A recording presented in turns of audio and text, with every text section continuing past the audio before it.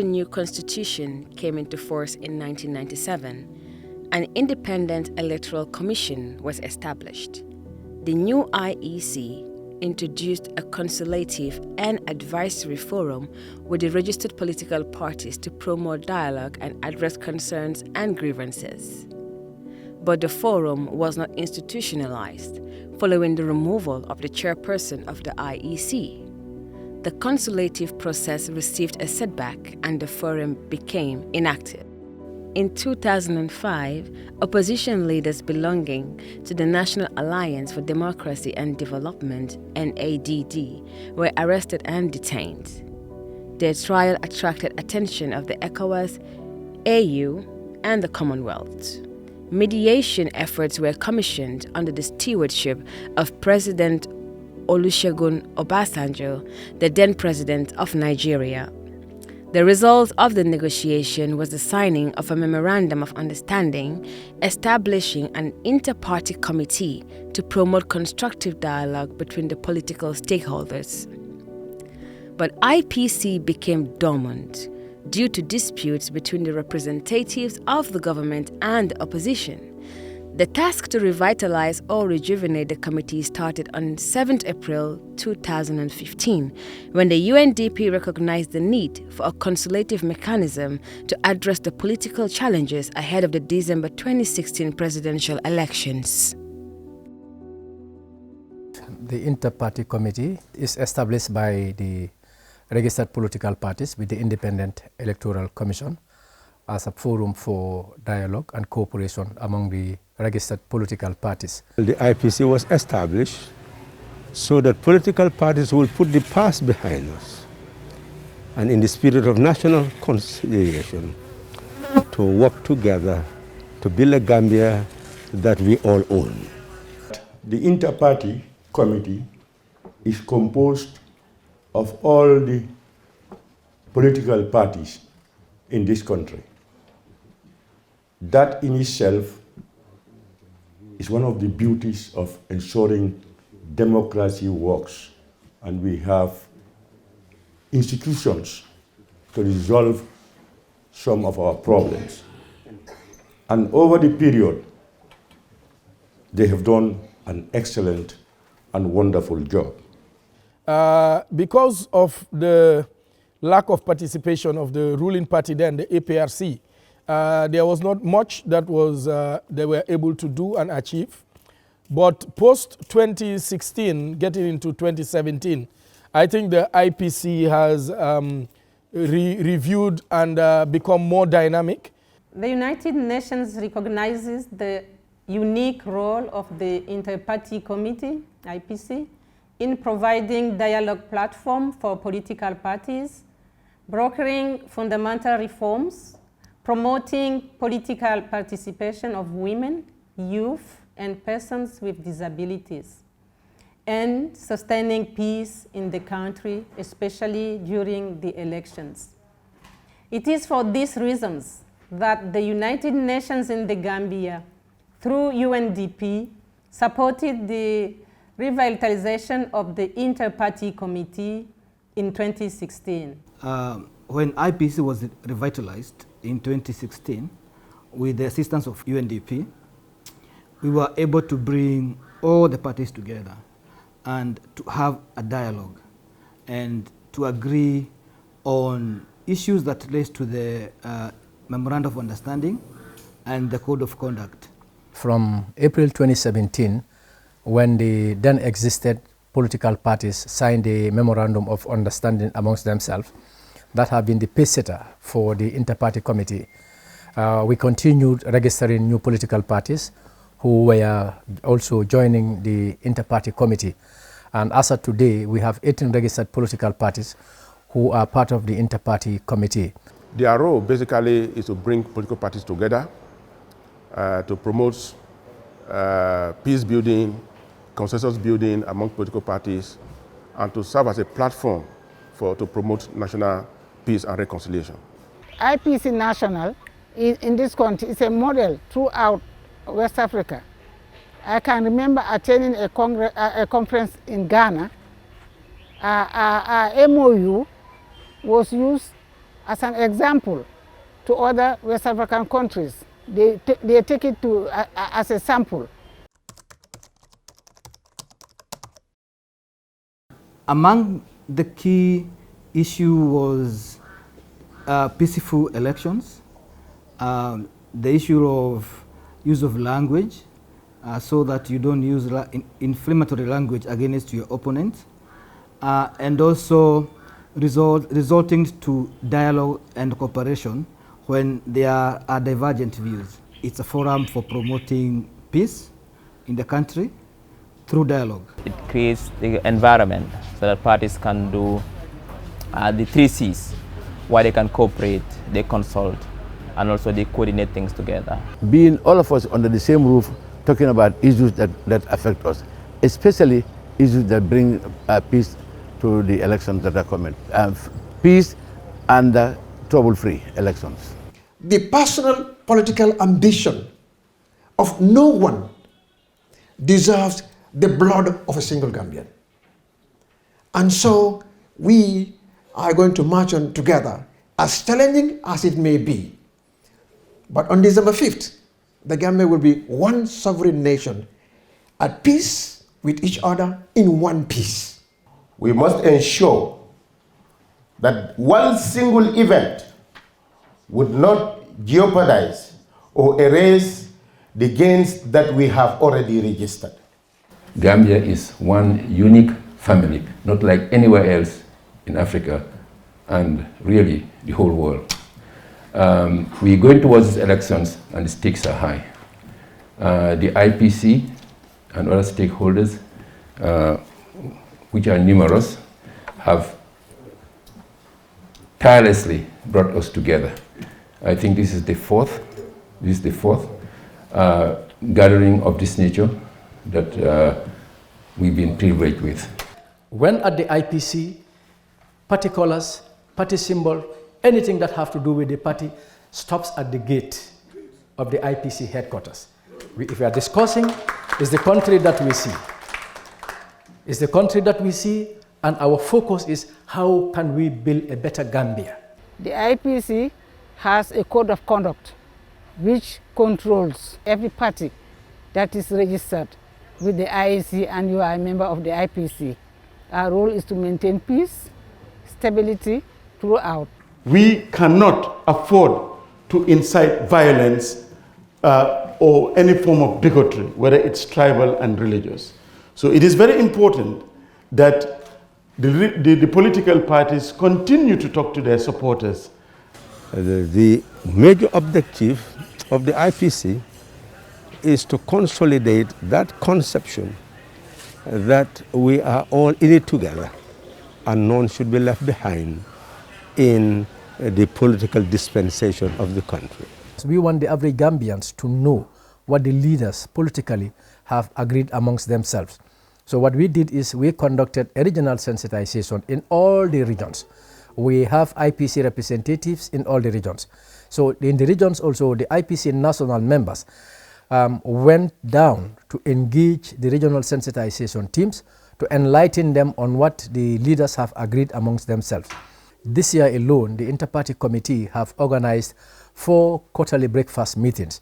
And these quarterly breakfast meetings were very productive because it was during the 3rd quarterly breakfast meeting in Janjanbureh when we came up with the peace pledge in ensuring credible, peaceful, fair, free election. We got the blessings of the party leaders who endorsed the document upon review of what the document entails. So as we speak today, all the 18 registered political parties have signed the peace pledge, aka Janjanbureh Peace Accord. The purpose of this gathering is obvious to everyone, is to sign the Janjanbureh Peace Accord.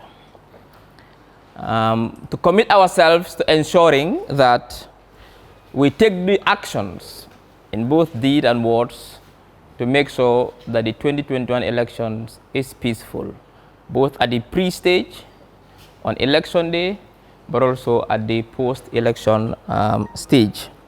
NCP, the National Convention Party, is committed to this peace pledge. APP, All People Party, is going to be a signatory to this. We're going to sign this document. But it's not only signing. The important thing is we have to tell our militants, our supporters. So it is incumbent upon APP and all the party leaders and everyone in this hall, and also upon all our militants and our supporters, that we need peace. We can't have violence in this country. We must have a peaceful election.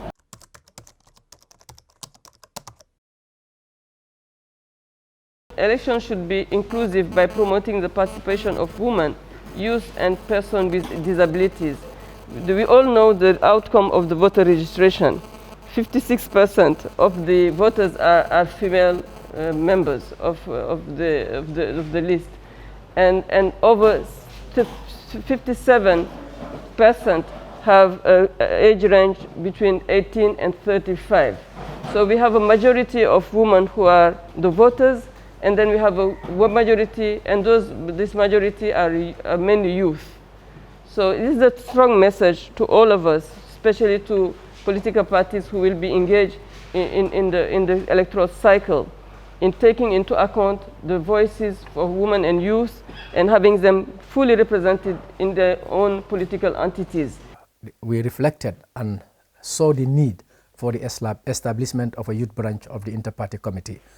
A concept was developed, and after the development of the concept, the youth branch of the Inter-Party Committee was constituted.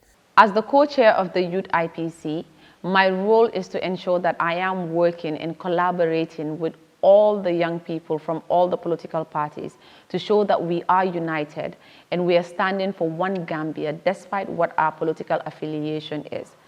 My role is to ensure that not only do we engage in activities together, that we support each other through this period. We recently constituted the women branch of the Inter-Party Committee, and for them, they are yet to receive any induction as per their functions. But the co-chairpersons have started becoming part of the IPC National's operation. I, Nene Frida Gomez,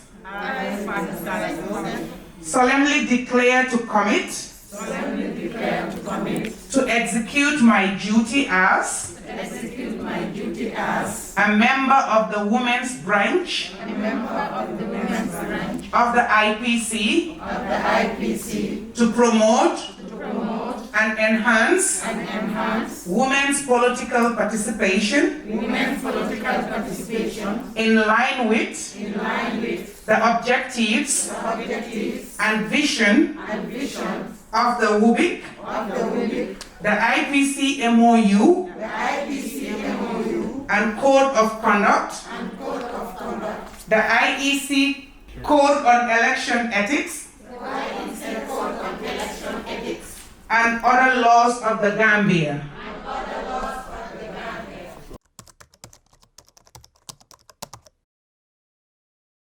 We've instituted the mediation committee because signals were coming up to say that there is need for the IPC to constitute a mediation committee. And fortunately, the mediation committee, upon being constituted, we have received 2 sets of trainings, one with ECOWAS and another one with NDI. I have to thank the co-chair, Halifa Sallah, Honorable Halifa Sallah, for facilitating that dialogue and ensuring that we have what we have in our party and the party exists as a political party.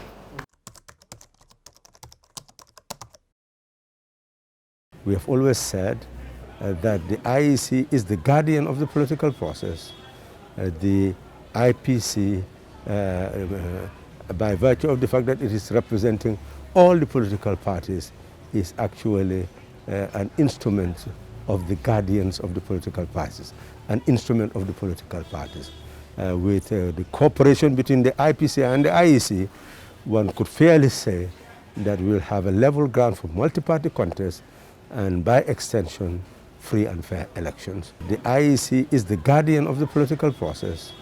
The IPC, by virtue of the fact that it is representing all the political parties, is actually an instrument of the political parties. The Commission wishes to assure all political parties of its readiness to fully collaborate with the IPC, political parties, and all other stakeholders to deliver free, fair, credible, and transparent elections to the Gambian electorate. And I always say that our system of election is among the most transparent, credible, free and fair throughout the whole world.